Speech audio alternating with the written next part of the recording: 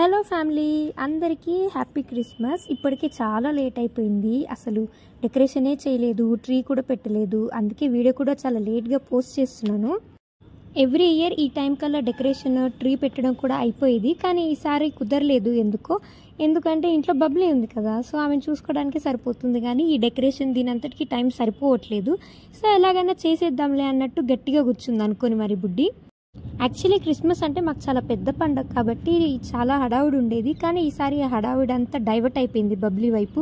అందుకే అంత కాన్సన్ట్రేట్ చేయలేదన్నమాట. మనం ఏదైనా పని చేద్దాం అనుకుంటే అది అలా పోస్ట్పోన్ అవుతూనే ఉంటుంది. సో చేద్దాం అని అనుకోకుండా ఈసారి చేసేద్దాం అన్నట్టు ఇంక డెకరేషన్ కూడా చేసేస్తుంది అనమాట.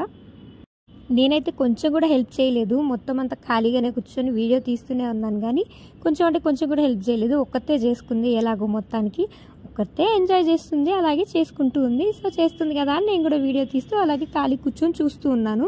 మధ్యలో మనం కూడా కొంచెం టైంపాస్ చేసాం అనుకోండి. అలాగా పాపం దానికి పిచ్చి కోపం వచ్చేసినట్టుంది, ఏం హెల్ప్ చేయట్లేదు కానీ ఆడుకుంటా కూర్చుంది అని. ఇంత కష్టపడి చేసుకుంటున్నాను, కనీసం హెల్ప్ కూడా చేయట్లేదు అనుకుంటుంది. బుడ్డి ఒక్కతే ట్రీ అలా కష్టపడి చేసుకుంటుంటే నేను మాత్రం ఈ చిన్న ట్రీ తోటి ఆడుకుంటూ టైంపాస్ చేస్తూ ఉన్నాను అనమాట. సో మొత్తానికి కింద మీద పడి అలాగా కష్టపడి డెకరేషన్ అయితే చేసేసుకొని ట్రీ అయితే పెట్టేసింది అనమాట. నాకు హెల్ప్ చేయకపోయినా పర్లేదు కానీ కూర్చొని ముచ్చట్లు చెప్పు చాలు అని అనింది. ఇంకా అందుకే నేను కూడా ఖాళీ కూర్చొని ముచ్చట్లు చెప్తూ ఇలా టైంపాస్ చేస్తున్నాను.